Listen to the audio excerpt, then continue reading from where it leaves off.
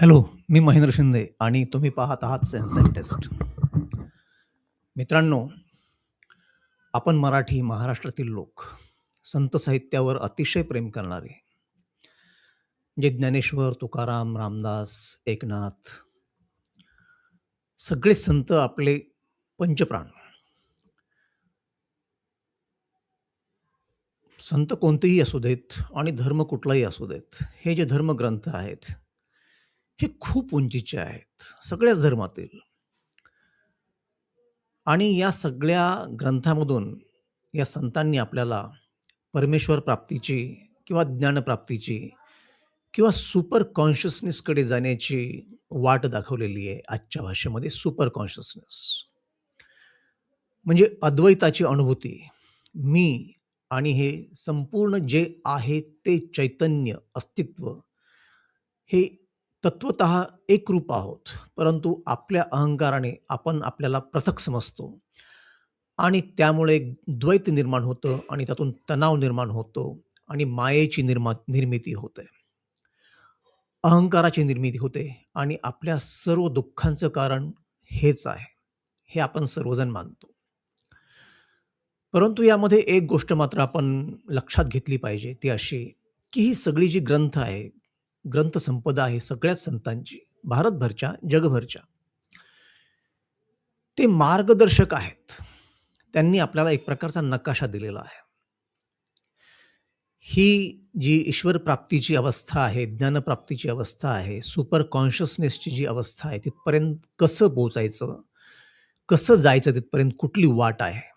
वाटा अनेक आहेत. हीही गंमत आहे पुन्हा तिथे. वाटा अनेक जरी असल्या आणि त्या सर्व वाटांप्रती आपल्याला आदर जरी असला, त्या सर्वच वाटा तिथेच आपल्याला पोहोचवतात, नेतात. असं जरी आपण आपल्याला कळालं, आपल्याला ज्ञात झालं, आपल्याला माहीत झालं, तरीही आपल्याला एकच वाट निवडावी लागते. ते काहीही असो, नुसता नकाशा माहीत करून घेणं, हे कसं काय बरोबर राहील? नुसतं नकाशा माहीत करून घेणं हे कसं पुरेल? आपल्याला नकाशाचं इत्थंभूत जरी ज्ञान झालं, तरी आपल्याला संतांनी सांगितलेल्या वाटावर काही चालावं लागेल, मार्गक्रमणा करावी लागेल. आणि आजकाल सगळ्याच प्लॅटफॉर्म्सवर अनेक तऱ्हेची व्याख्यानं होतात, सत्संग होतात, कीर्तनं होतात, भजनं होतात. गोष्ट चांगलीच आहे ती. परंतु त्यामध्ये जर आपण अडकून राहिलो, तर त्या मार्गावरून आपली मार्गक्रमणा होणारच नाही. आपण चालणारच नाही आणि त्यामुळं गंतव्यस्थान आपल्याला मिळणारच नाहीये. त्यामुळं मला वाटतं, की आपण नकाशा घ्यावा एखाद्या संताचा, एखादं पुस्तक घ्यावं. ते खूप समरसून वाचावं.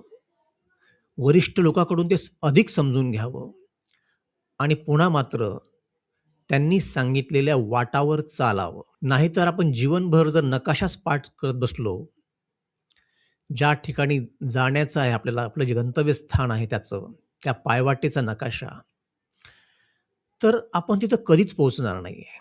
आणि म्हणून मला वाटतं, की आज कुठेतरी सांगण्याची वेळ आलेली आहे, की मित्रांनो, हे सगळं ज्ञान प्राप्त करा, सगळ्या संतांचं सगळं साहित्य वाचा. कुठलीतरी एक वाट पकडा आणि एकाच वाटेनं जा, परंतु जा, वाटेनं जा. त्या वाटेवरून चालायला लागा, ती मार्गक्रमणा करा, जेणेकरून आज नाही उद्या, उद्या नाही परवा तुम्ही त्या गंतव्यस्थानी पोहोचाल. मला वाटतं की खूप सांगण्याची गरज आहे. नाहीतर अगदी आपल्याकडे सगळे धार्मिक कार्यक्रम होतच आहेत, कीर्तनं होत आहेत, भजनं होत आहेत, प्रवचनं होत आहेत, व्याख्यानं होत आहेत, पंक्ती उठत आहेत.